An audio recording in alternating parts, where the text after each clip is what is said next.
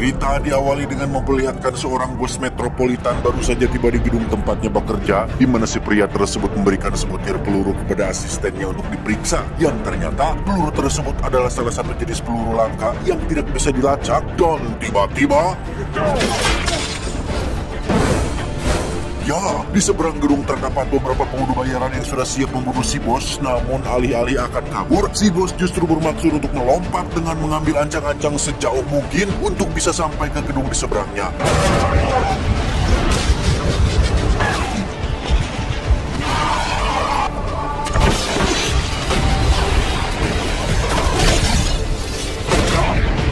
Siapa bos metropolitan ini? Dia jelas bukanlah seorang pria kantoran biasa yang sering duduk di balik meja, karena dari kemampuannya sudah pasti bahwa pria ini adalah manusia terlatih yang biasa membunuh dan melakukan aksi-aksi mustahil. Tak lama ponsel salah satu pembunuh bayaran pun berdering, di mana panggilan tersebut berasal dari si pelaku yang telah menyewa para pembunuh bayaran ini, dan si bos metropolitan tengah berdiri tepat di atas tanda X yang merupakan titik jebakan untuk si pelaku bisa menembaknya dari jarak yang teramat sangat jauh menggunakan peluru langka yang tidak bisa dilacak.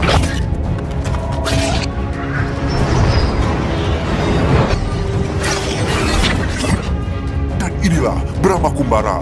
Loh, dan inilah Wanted. Kisah akan berfokus pada seorang manajer akuntan bernama Wesley Gibson, seorang pria kantoran menyedihkan yang setiap harinya selalu mengulangi aktivitas yang sama seperti diintimidasi oleh bosnya yang tak pernah sedikit pun menghargai pekerjaan Wesley, sang kekasih yang berselingkuh dengan teman kantornya yang bernama Barry, dan kondisi tubuhnya yang sering mengalami panic attack atau serangan panik, sehingga Wesley harus rutin mengkonsumsi obat penenang hampir setiap hari.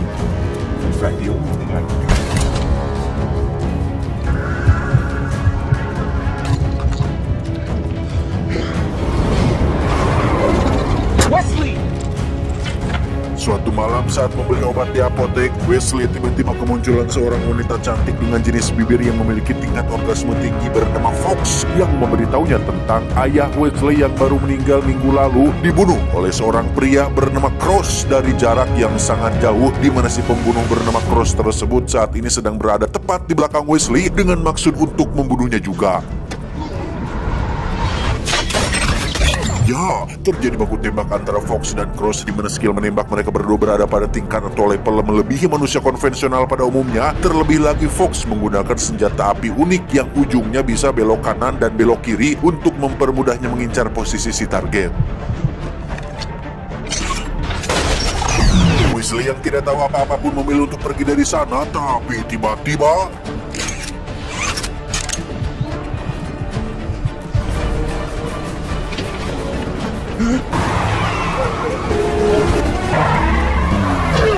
Fox membawa Wesley pergi dengan mobilnya, namun Cross masih keras kepala mengejarnya dengan mengendarai sebuah truk, di mana Fox menyuruh Wesley untuk ambil alih kemudi sedangkan dirinya akan menembaki si Cross. Namun yang jadi masalah adalah bukan perihal ambil alih kemudinya, tetapi posisi Fox menembak itulah yang cukup membuat Wesley menjadi hariwang, karena peng-pelangan alias palangkakannya harus ngadangkang tepat di depan wajah Wesley yang membuatnya agak kesulitan untuk berkonsentrasi.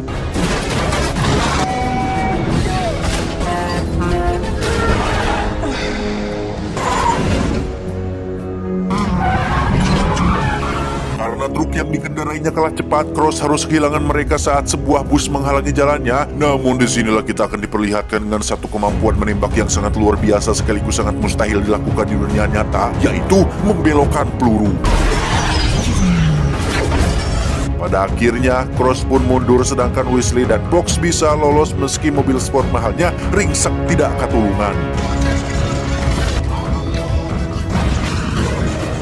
Singkat cerita, Wesley yang baru siuman dari pingsan pun seketika terkejut saat berada di tempat asing, yang di situ ada beberapa kawan Fox, termasuk satu om-om bernama Sloan yang merupakan pimpinan dari sebuah organisasi yang bertajuk Fraternity of Assassin atau persaudaraan pembunuh, yang bertugas untuk membunuh orang-orang sesuai takdir yang telah ditentukan, di mana Wesley dipaksa untuk menembak sayap 3 ekor lalat yang sedang terbang, yang hal itu sangat mustahil untuk dilakukan. Ya, Alangkah terkejutnya Wesley saat dirinya mampu melakukan hal itu dengan sangat akurat, di mana Sloan menjelaskan bahwa serangan panik yang sering dialaminya bukanlah suatu kondisi penyakit, melainkan suatu anugerah yang membuatnya mampu melihat sesuatu dalam gerak lambat karena jantungnya berdetak 400 kali lebih cepat dari manusia normal pada umumnya, yang kemampuan tersebut juga dimiliki oleh almarhum ayahnya yang mati di adegan awal tadi. Sloan juga menjelaskan bahwa ayahnya dibunuh oleh seorang pengkhianat organisasi bernama Cross, orang yang sama yang berniat untuk membunuhnya di apotek tadi, sehingga tujuan daripada Wesley dibawa ke sini adalah untuk melindunginya, melatihnya, merekrutnya, supaya bakat yang dimilikinya tidak sia-sia dan berguna untuk membalas dendam atas kematian ayahnya. Tak hanya itu, semua aset milik ayahnya kini sudah ditransfer ke rekening Wesley, termasuk pistol favoritnya yang saat ini dipegang oleh Wesley pun resmi menjadi hak milik pribadinya. Namun dengan semua kemendadakan ini, Wesley tentu saja merasa luas, was-was, dan masih tidak habis pikir, masih belum bisa menerima semua penjelasan Sloan tersebut.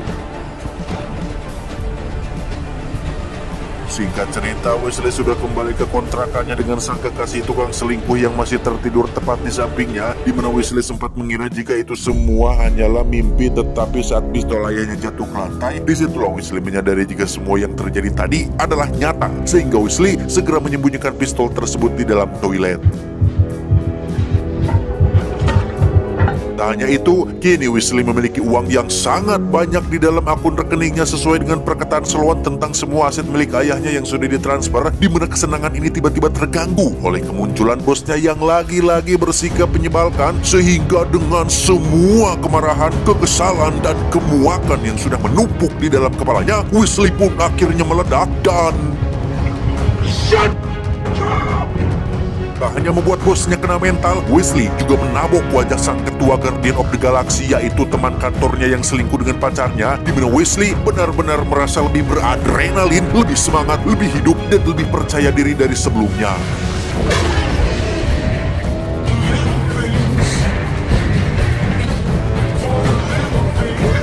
Wesley pun memutuskan untuk ikut dengan Fox pergi ke markas organisasi pembunuh yang bertempat di sebuah pabrik tekstil, di mana Wesley bermaksud untuk menerima tawaran Sloan tentang ajakannya semalam yang ingin merekrutnya menjadi anggota organisasi. Tetapi sebelum itu, Wesley harus melewati serangkaian tes untuk melihat seberapa besar motivasinya untuk bergabung dengan mereka semua.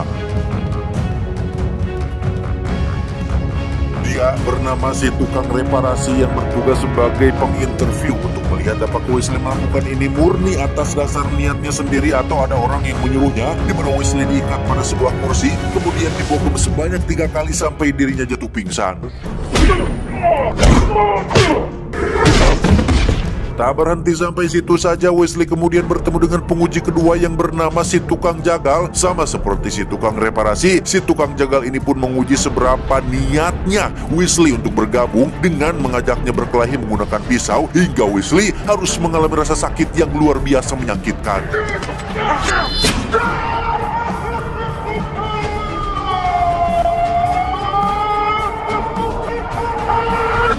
Wesley terbangun di dalam bak mandi berisi penuh dengan cairan lilin yang sudah mengeras, di mana hal ini merupakan sebuah metode kuno untuk menyembuhkan luka seperti sayatan, patah tulang, kadas, kuris, kurap, dan robehan dalam waktu hanya hitungan jam saja. Dan yang bertanggung jawab atas hal ini adalah seorang pria Rusia, kita panggil saja si Rusia, yang memberikan Wesley seteguk minuman beralkohol.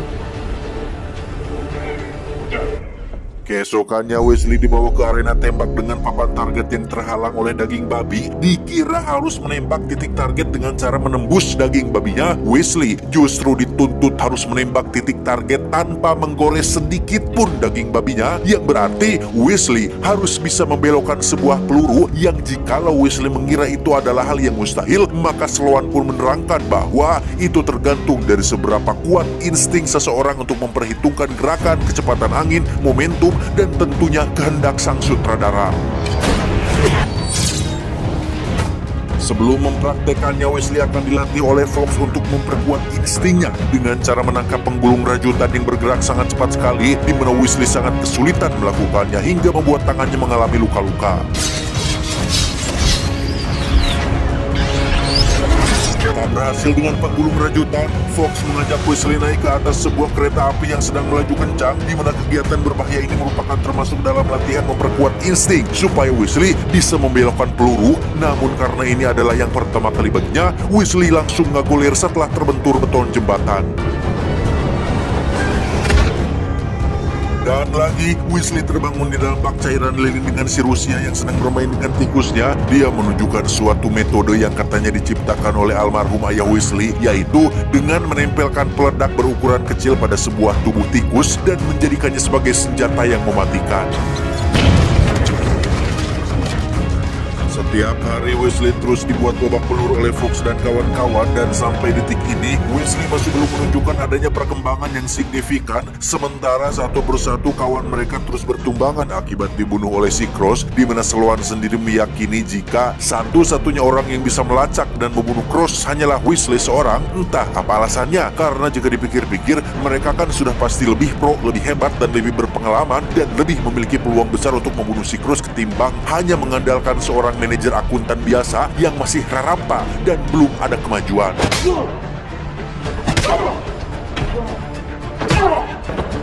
Dirasa Wesley butuh dorongan yang lebih kuat dari hanya sekedar latihan, Sloan pun mengajak Wesley ke ruang pribadi milik almarhum ayahnya untuk ditunjukkan apa saja barang milik beliau, sekaligus dijelaskan tentang alasan Cross membunuh ayahnya yang ternyata didasari oleh rasa iri dan dengki akibat merasa tersaingi oleh kehebatan sang ayah yang punya kemampuan dan bakat alami sebagai seorang calon pembunuh legenda.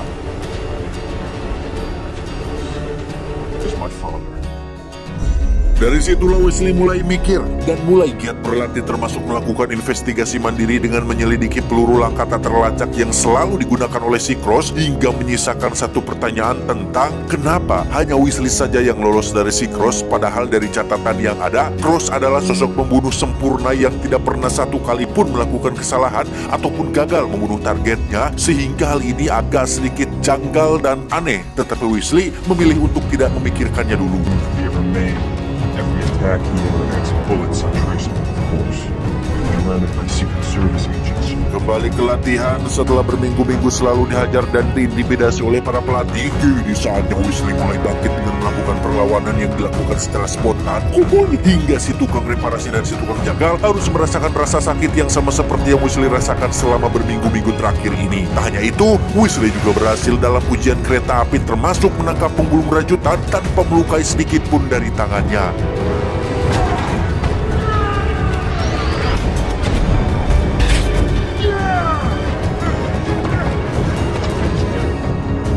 Tes terakhir dan yang paling utama, yaitu membelokkan peluru, Wesley benar-benar stuck untuk yang satu ini karena menurut hukum kekekalan momentum, suatu benda yang tidak terpengaruh oleh gaya luar, maka momentum total sistem tersebut tetap konstan alias tidak akan berubah secara drastis. X ditambah Y sama dengan sin per A dikalikan dengan percepatan akar kuadrat dibagi dengan cos per 10 dikali gravitasi akar 5 dikurangi A dan B ditambah jarak per waktu tempuh sama dengan kecepatan dikalikan dengan 5 ekor entok dan satu buah apel milik Budi akan menghasilkan suatu kesimpulan, yaitu peluru tidak bisa dibelokkan.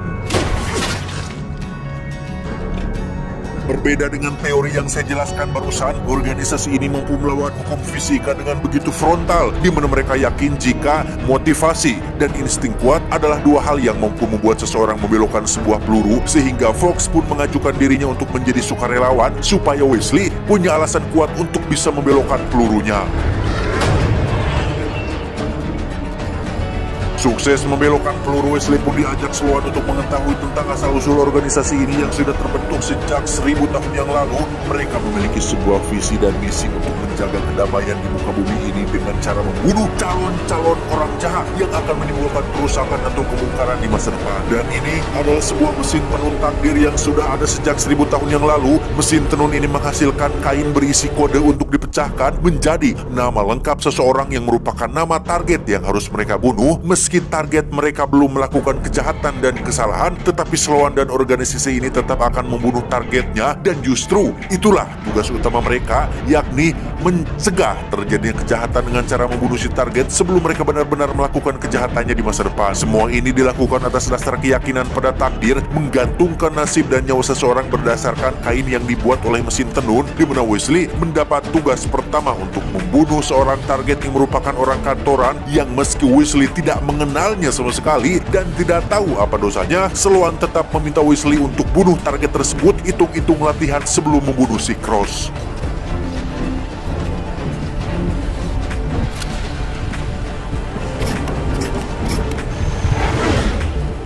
Dan ya, Weasley masih memiliki keraguan terhadap semua yang dia dengar karena apa iya nyawa seseorang hanya digantungkan pada sebuah mesin tenun penuh yang tidak jelas dari mana asal-usulnya munculnya kode tersebut. Sekilas Weasley merasa ini semua tidak masuk akal, tetapi Fawkes muncul untuk membuat Weasley menjadi yakin dengan menceritakan masa lalunya ketika sang ayah dibunuh oleh seorang penjahat yang namanya muncul pada mesin tenun takdir tepat seminggu sebelum insiden tersebut terjadi. Setelah mendengar cerita masa lalu Fawkes yang begitu menyedihkan, Weasley pun mulai yakin dengan semua yang Sloan ceritakan, di mana Weasley langsung beraksi pada malam itu juga dan berhasil membunuh si target dengan teknik membelokkan pelurunya. Selanjutnya Weasley mendapat target baru yang merupakan seorang bos mafia dengan mobil anti pelurunya, sehingga untuk yang satu ini Weasley harus menggunakan treatment khusus, yaitu berkolaborasi dengan Fawkes untuk melakukan backflip sehingga Weasley punya kesempatan untuk membunuhnya dari atas. Sukses dengan 2 misi pertamanya, Weasley pun pulang ke kontrakan untuk mengambil pistol milik sang ayah yang dia simpan di kamar mandi, yang kebetulan di situ ada Barry. Baru saja selesai ikeh-ikeh kimochi dengan pacarnya, yang karena si pacar terus nyerocos merendahkan sosok Weasley yang pecundang, lemah syahwat dan kurang menarik, membuat Fawkes menjadi geram sendiri hingga dia memutuskan untuk masuk dan mencium Weasley tepat di hadapan Barry dan pacarnya.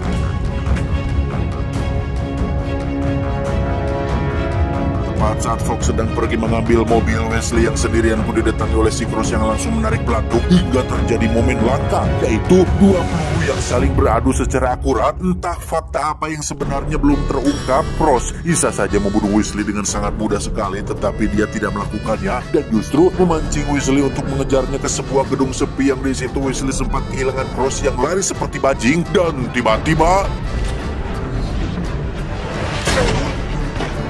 akibat panik, Weasley tak sengaja menembak si Rusia tepat di dadanya, di mana Cross sendiri kembali melakukan tembakan berbelok yang tepat mengenai lengan kiri bagian atas si Weasley. Nyawa si Rusia tak tertolong, Weasley yang merasa bersalah pun semakin dibuat benci kepada si Cross yang menjadi penyebab atas semua kematian ini, yang dengan peluru yang masih bersarang di lengannya, Weasley mencoba untuk meneliti peluru tersebut, yang alhasil ditemukanlah bahwa peluru yang Cross gunakan kali ini bukanlah peluru langka yang tidak atau sulit dilacak, karena Weasley sudah mengantongi nama dan foto sang pembuat peluru tersebut, yakni seseorang bernama Peckworski yang tinggal di sebuah biara yang merupakan lokasi awal dibentuknya organisasi ini. Weasley pun meminta izin kepada Sloan untuk berangkat sendirian supaya Cross tidak kagok untuk muncul kembali di hadapannya, di mana saat Weasley sudah pergi, Sloan memperlihatkan Fawkes sebuah fakta mengejutkan tentang nama Weasley yang muncul dari mesin tenun takdir, yang berarti Weasley harus segera dibunuh setelah dia berhasil melenyapkan si Cross, yang tugas tersebut diberikan kepada Fawkes yang merupakan orang terdekat Weasley di organisasi ini. Singkat cerita, Weasley terlihat sudah sampai di biara tempat Peckworski tinggal, yang di situ Weasley ujung-ujung menodongkan pistol ke arahnya dan memintanya untuk memberitahu di mana Cross berada saat ini, di mana Peckworski setuju untuk memberitahunya, bahkan mau untuk mempertemukan Weasley dengan Cross tepat di stasiun kereta api. Ditemani Fawkes yang ikut menyusul, Weasley harus kehilangan Peckworski yang kabur tak kemana, yang karena ada Cross muncul di dalam kereta, Weasley langsung masuk ke dalam, sedangkan Fawkes memilih untuk mengejarnya menggunakan mobil pribadi.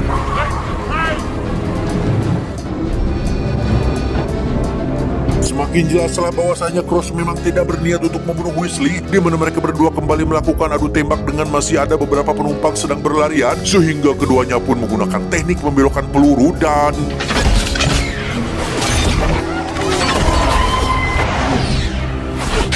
Fawkes sendiri memutuskan untuk ikut masuk ke dalam kereta dengan cara melompatkan mobilnya ke dalam salah satu gerbong, sehingga kereta bagian belakang mengalami anjlok yang membuat masinis harus memberhentikan keretanya tepat di atas jurang.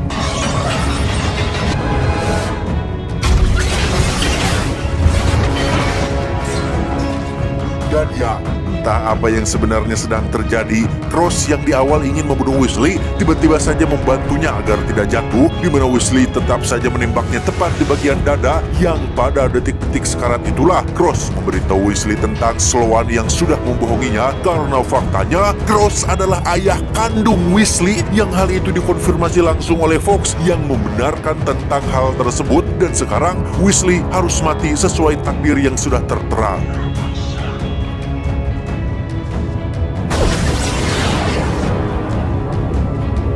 Cerita, setelah selamat dari momen tadi, Weasley kini terbangun di sebuah apartemen yang berseberangan langsung dengan kontrakan miliknya, di mana di situ sudah ada Peckworski yang ingin memberitahu tentang fakta yang sebenarnya sedang terjadi. Cross, ayahnya, adalah mantan anggota organisasi yang memilih untuk keluar setelah menemukan fakta tentang nama Sloan yang muncul dari mesin tenun takdirnya, di mana Sloan tidak bisa menerima hal itu dan mulai merekayasa target yang harus dibunuh sesuai dengan kepentingan pribadinya. Hal itu pula lah yang menjadi alasan kenapa Cross ayahnya memilih untuk tidak merawat Weasley, bukan tidak sayang, tetapi almarhum sengaja membiarkan Weasley sendirian supaya bisa memiliki kehidupan normal seperti orang pada umumnya.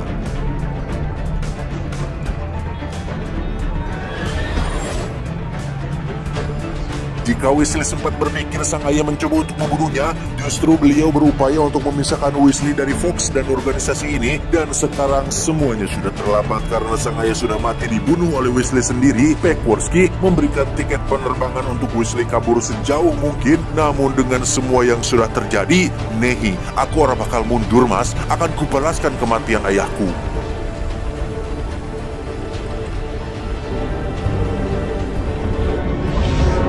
Memanfaatkan pengetahuan milik ayahnya, Weasley pun merancang sebuah rencana untuk membuat pasukan tikus peledak untuk menghancurkan Sloan dan organisasinya, dimulai dengan membeli selai kacang dalam jumlah yang banyak untuk merekrut gerombolan tikus yang sering berkumpul di lokasi tempat pembuangan sampah.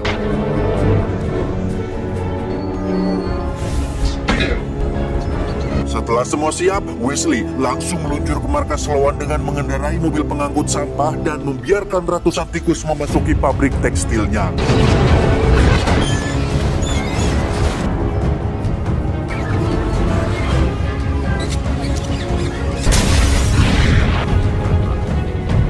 Setelah beberapa tikus meledak, kini saatnya Weasley menunjukkan kemampuannya, di mana dia berencana untuk melawan mereka semua secara terang-terangan dengan hanya sendirian saja.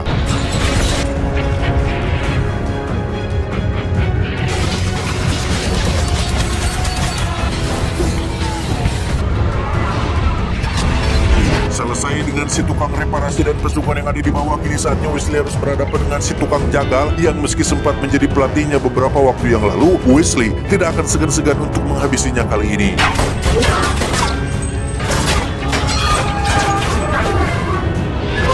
Tiba di perpustakaan, Weasley nampaknya tidak bisa berbuat banyak saat Fawkes dan anggota organisasi menodongkan pistol ke arahnya, di mana Weasley langsung menunjukkan bukti bahwa nama Sloan muncul sebagai target yang harus dibunuh. Yang di situ Sloan langsung melakukan pembelaan diri dengan menunjukkan bahwa nama Fawkes dan semua orang yang ada di ruangan ini juga sudah muncul, yang berarti mereka semua harus mati dan dipersilakan untuk mengarahkan pistol ke kepala masing-masing dan tarik pelatuknya jika itu adalah apa yang mereka inginkan. Sloan menegaskan bahwa apa yang dirinya sudah lakukan adalah bukan untuk kepentingan dirinya sendiri, melainkan untuk kepentingan bersama. Di bawah kepemimpinannya, organisasi ini semakin hari semakin kuat, persaudaraan semakin erat, sehingga sekali lagi, jika mereka tidak setuju dengan perkataan Sloan, silahkan arahkan pistol ke kepala masing-masing, atau bunuh Weasley dan lanjutkan kembali hidup mereka. Di saat yang lain tidak peduli dengan takdir mesin tenun dan berniat untuk membunuh Weasley, hanya Fawkes lah satu-satunya orang yang percaya dengan nasibnya yang harus mati, sehingga dia pun melakukan sebuah tembakan yang semakin mustahil, bukan lagi membelokkan peluru, tetapi memutarkan peluru.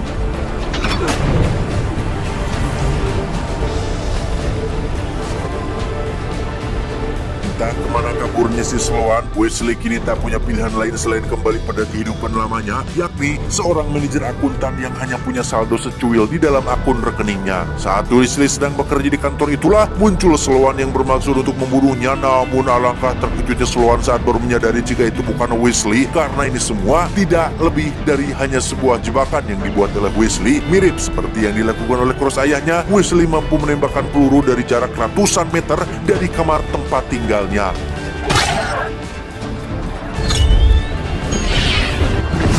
of my life. Tamat ending yang cukup membagongkan. Pesan yang bisa kita ambil dari film ini adalah peluru boleh dibelokkan, tapi akidah harus tetap lurus. Saya mewakili jajaran direksi yang bertugas mengucapkan terima kasih dan sampai jumpa di video selanjutnya. Adios, tutup oncom Alabama. João.